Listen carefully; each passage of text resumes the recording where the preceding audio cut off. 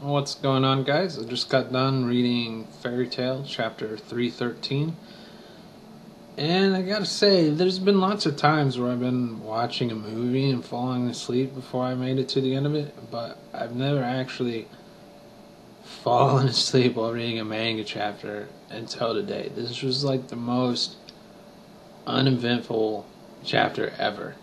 The storyline didn't move. There wasn't any action. So, I mean, normally I like Fairy Tail. Like, there's a lot of things I don't like about it, but its most redeeming quality is that I usually find it entertaining one way or another. But this chapter really wasn't very entertaining at all.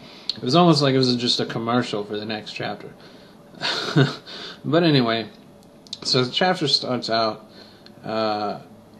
And we see the second Lucy, and she explains that she came from the future, which we already knew that. So that's not really anything new. And she starts to say something, but then she collapses. And then we find out that the Eclipse Gate has already been unlocked, so anyone can open it.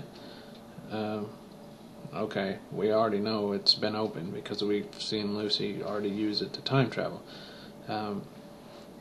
Then we find Urza, Minerva, and Kagura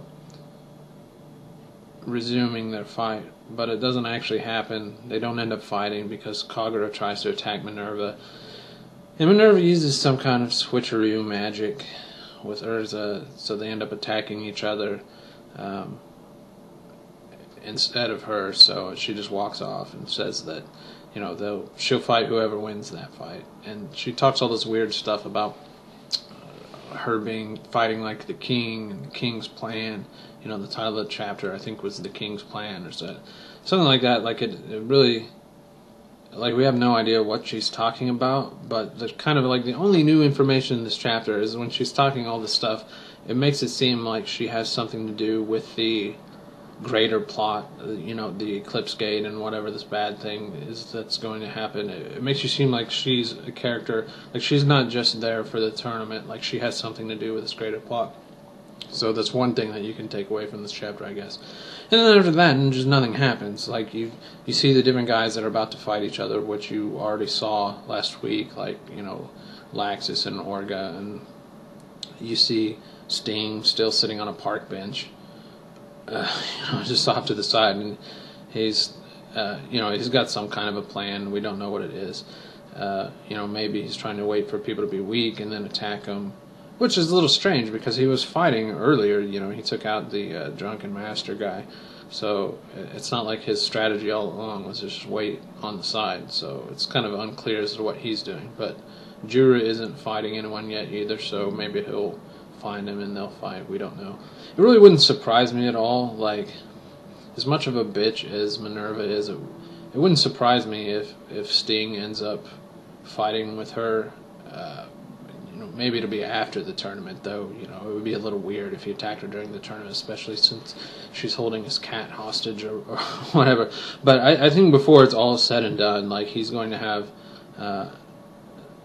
he's going to have something to do with her being defeated. Like he's probably doesn't really appreciate the whole cat kidnapping and just her overall bitchiness.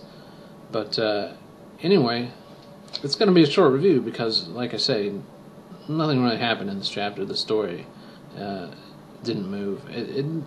One nice thing about it is they said that the next chapter is called Urza versus Kagura, so at least there's going to be some fighting in the next chapter. And it's kind of weird when you think about it. Like when I first saw this storyline about Kagura being like super mad when she sees Jalal, and now she's mad at Urza for not killing him or going along with him participating in the tournament or whatever. You thought, well, why doesn't Urza just explain that Jalal was possessed by Ultir and did all these bad things and blah blah blah?